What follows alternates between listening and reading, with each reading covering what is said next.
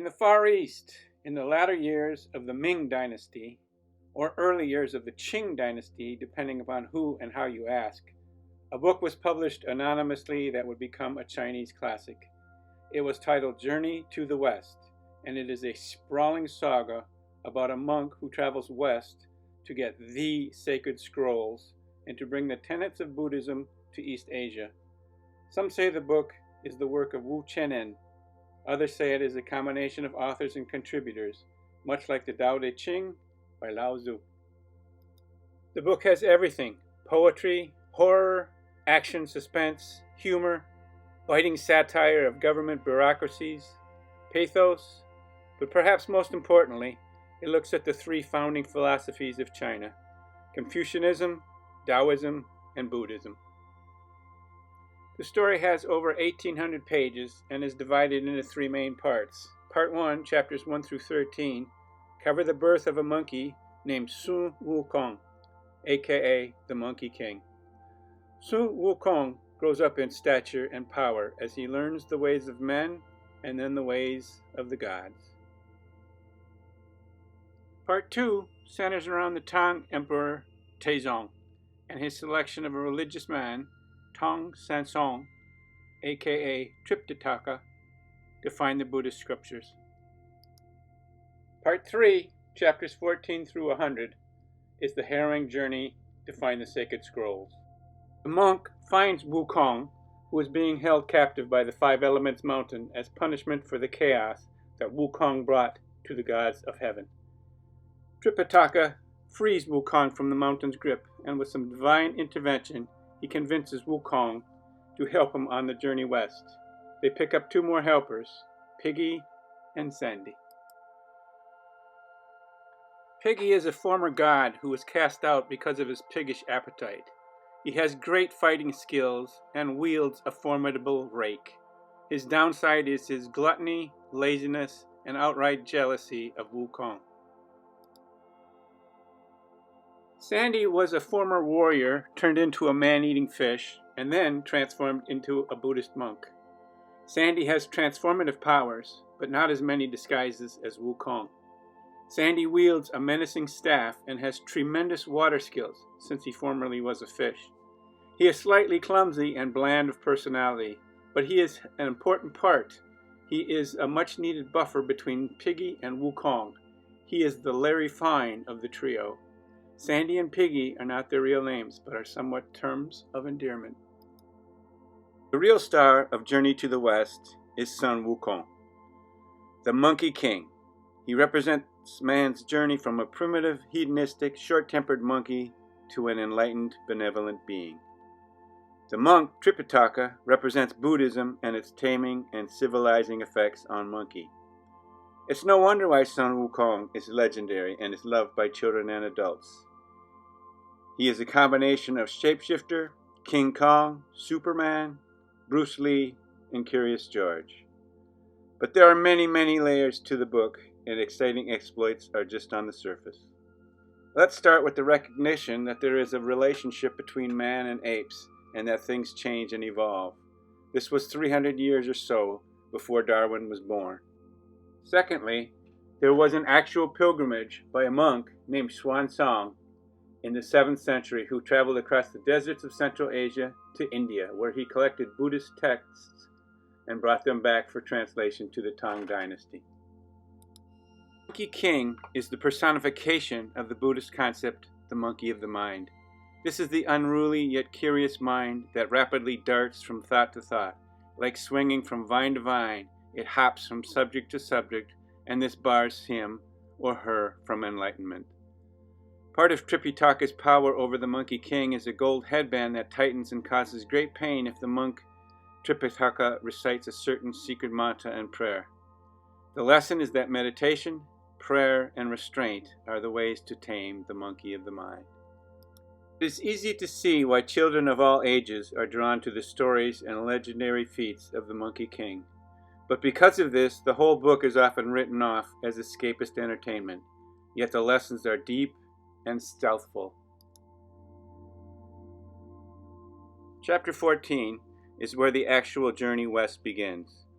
After the Monkey King is released from his mountain prison, and before Piggy and Sandy arrive, the Monkey King, thinking he is protecting Tripitaka, is extremely violent. He kills a tiger, and later he meets up with 6 bandits. The spokesman for the thieves said to Wukong, "We are mighty robber kings, benevolent lords of the mountain. Since you don't know our names, I'll tell them to you. Eye-seeing happiness, ear-hearing anger, nose-smelling desire, tongue-tasting thought, mind-born lust, and body-based sorrow." Sun Wukong laughed at them. "You're just a bunch of small-time crooks. You can't see that I'm your lord and master." And Sun Wukong brutally slayed the 6 bandits. Killing the thieves was brutal, and Tripitaka tries to scold and correct Wukong, who storms off in a huff. The monk laments losing Wukong, and eventually they reconcile. Using the golden headband given to him by the goddess Guan Yin, Tripitaka learns to control the monkey and his violent temper. You may notice a similarity between the 6 bandits and the 7 deadly sins: pride, greed, lust, sloth, anger, envy, and vanity. Also, the focus on senses and emotions was not an uncommon theme. A 16th century philosopher wrote, "The eyes and ears, seeing and hearing, are external plunderers. Emotions, desires, and opinions are internal plunderers. But if the inner mind is awake and alert, sitting aloof in the middle of it all, then these plunderers change and become members of the household." In Taoism, all the dots are connected: senses, emotions, organs, etc. In the primal state, the 5 elements foster one another in harmonious union. The 5 virtues are benevolence, justice, courtesy, wisdom, and truthfulness. In the conditioned state, the 5 elements are imbalanced and damage each other. These 5 rebels are joy, anger, sadness, happiness, and desire. Back to those 6 thieves. The Bible, Book of Exodus, says, "Thou shalt not steal." And the Bible says more, according to Luke. "If the good man of the house had known what hour the thief would come, he would have watched, and not have suffered his house to be broken through."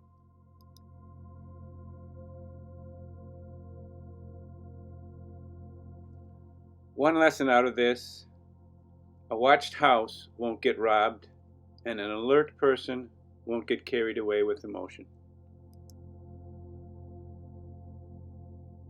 Chapter 51, an epic battle involving a powerful fan, the Monkey King, and the Bull King. Mists obscured the world. Fog shrouded heaven and earth. A whistling evil wind sent sand and pebbles rolling. Towering wrath had the ocean waves breaking, with a newly sharpened pair of swords, and a body encased in armor once more. His hatred was deeper than the sea, and loathing made his fury greater than ever. In his pursuit of glory, the great sage, equaling heaven, no longer regarded the other as an old friend. Peg was using his might to obtain the fan, while the gods and protectors tried to capture the bull. Neither of the Bull King's hands could rest, as he blocked to left and right with heavenly skill. Birds folded their wings, unable to fly past. Fish stopped leaping and sank to the bottom. Ghosts wept. Gods howled.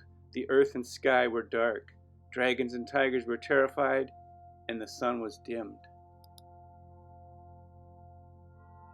Another name for the Monkey King is Great Sage equaling Heaven, a self-proclaimed title Sun Wukong took after he found out the gods had placated him with a fancy title called Protector of the Horses, when in fact it meant he was a lowly stable boy.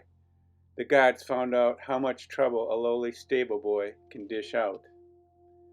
The gods, fearing more havoc and the possibility of losing a battle with Wukong, recognized his title as the Great Sage, and the irony lies in the fact that Wukong lived up to that name. Among his many great powers, Sun Wukong can fly by cloud hopping and surfing them thousands of miles away. So why didn't he just cloud hop to the west to get the Buddhist scrolls, ending the story on the first page? Because he was not ready. The transformation from monkey to a benevolent, enlightened sage took time and a long, arduous journey, the journey to the west.